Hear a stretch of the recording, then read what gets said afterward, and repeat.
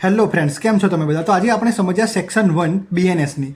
તો બીએનએસને IPC 1860માંથી replace કરવામાં આવી છે અને એનું નામ છે ધ ભારતીય ન્યાય સંહિતા 45 અને 2023. કેમ તો 2023નો 45 નંબરનો એક્ટ છે, એટલા માટે કહેવાય છે 45 ઓફ 2023. ઓકે, એનો ચેપ્ટર 1 છે પ્રિલિમિનરી અને એનો સેક્શન 1 છે શોર્ટ ટાઇટલ, કમેન્સમેન્ટ એન્ડ એપ્લિકેશન.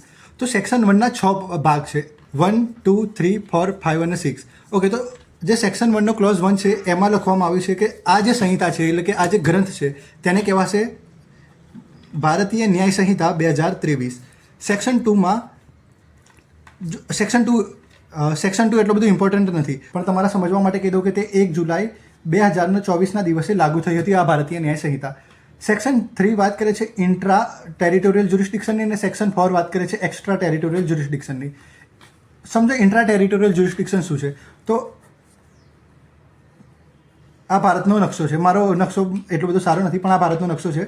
સમજો કે ભારતની અંદર કોઈ પણ પ્રકારનો ગુનો થશે, આ ભારતની સીમા, તેની જમીન, તેની સરહદો,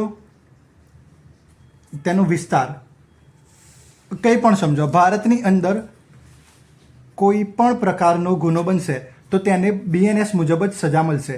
એટલે કે જુઓ, કોઈ ઇન્ડિયાનો વ્યક્તિ કોઈ ઇન્ડિયાના વ્યક્તિનું મર્ડર કરે છે તો તેને સજા બીએનએસ મુજબ મળશે. કોઈ ઇન્ડિયાનો વ્યક્તિ કોઈ ફોરેનરનું મર્ડર કરે છે તો પણ તેને બીએનએસ મુજબ સજા મળશે. કોઈ ફોરેનર વ્યક્તિ કોઈ ઇન્ડિયાના વ્યક્તિનું મર્ડર કરે છે તો પણ તેને બીએનએસ મુજબ સજા મળશે. અને કોઈ ફોરેનર વ્યક્તિ કોઈ ફોરેનરનું જ મર્ડર કરે છે પણ આપણા દેશમાં છે તે માટે તેને બીએનએસમાં જ સજા મળશે. જેમ કે સમજો કોઈ ચાઇનીઝ કપલ છે, તે ભારત ફરવા માટે આવ્યું, પતિ પત્ની વચ્ચે થોડો ઝઘડો થયો અને પતિએ પત્નીની હત્યા કરી દીધી. તો તેમને ભારતમાં ફરવા આવ્યા હતા એટલા માટે, અને જે આ ગુનો છે એ ભારતમાં થયો તેટલા માટે તેમને બીએનએસ મુજબ જ સજા મળશે. આ થઈ ગયું ઇન્ટ્રા ટેરિટોરિયલ જ્યુરિસ્ડિક્શન. એટલે કે આ ભારત તેની સરહદની અંદર કોઈ પણ પ્રકારનો ગુનો થશે તો તેને સજા બીએનએસ મુજબ જ મળશે. હવે વાત કરીએ એક્સ્ટ્રા ટેરિટોરિયલ જ્યુરિસ્ડિક્શનની. એટલે કે આ જે ભારત છે તેની બહાર કોઈ પણ વ્યક્તિ કોઈ પણ પ્રકારનો ગુનો કરશે તો પણ તેને સજા મળશે. કઈ કઈ પરિસ્થિતિમાં એ સમજો. સેક્શન 1ના ક્લોઝ 5માં લખવામાં આવ્યું છે કે ભાઈ જો કોઈ વ્યક્તિ ભારતનો નાગરિક છે, સમજો આ ભારતનો કોઈ નાગરિક છે, તે વિદેશમાં જાય છે અને મર્ડર કરીને આવે છે તો તેને ભારતના બીએનએસ મુજબ જ સજા મળશે. સમજો ગુજરાતના બહુ બધા લોકો કેનેડા જાય છે. જો ગુજરાતનો કોઈ વ્યક્તિ કેનેડા જઈ રેપ કરીને આવે છે તો તેને સેક્શન 63 મુજબ રેપની પનિશમેન્ટમાં 64 મુજબ જે સજાઓ છે તે જ મળશે. બરાબર. હવે કોઈ એરક્રાફ્ટ અથવા તો કોઈ શિપ, કોઈ પ્લેન અથવા તો કોઈ શિપ જે ભારતમાં રજિસ્ટ્રેશન જેનું થયું હોય તે પણ, જો તેમાં પણ કોઈ પણ પ્રકારનો ગુનો થશે તો પણ તેની સજા બીએનએસ મુજબ મળશે. સમજો આ એક શિપ છે, અહીંયા એ વ્યક્તિ બી વ્યક્તિને મારી નાખે છે તો આ એ વ્યક્તિને પણ બીએનએસ મુજબ સજા થશે. કેમ? કારણ કે આ જે શિપ છે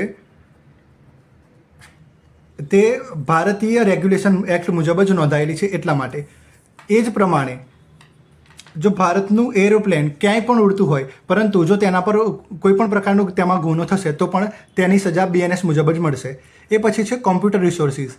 એટલે કે સમજી લો દુનિયામાંથી કોઈ પણ માણસ બેઠા બેઠા ભારતના કોમ્પ્યુટર રિસોર્સિસને ટાર્ગેટ કરે છે અને કોઈ પણ પ્રકારની પ્રોબ્લેમ ઊભી કરે છે તો તે વ્યક્તિને પણ ભારતમાં સજા મળશે.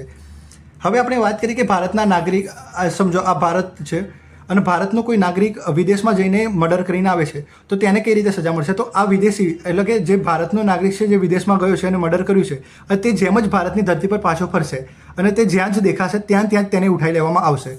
પછી વાત કરીએ કે આ ભારતનો દરિયો છે. આપણે ભણ્યું હતું કે ભાઈ ગુજરાતમાં 1600 કિલોમીટર લાંબો દરિયો છે.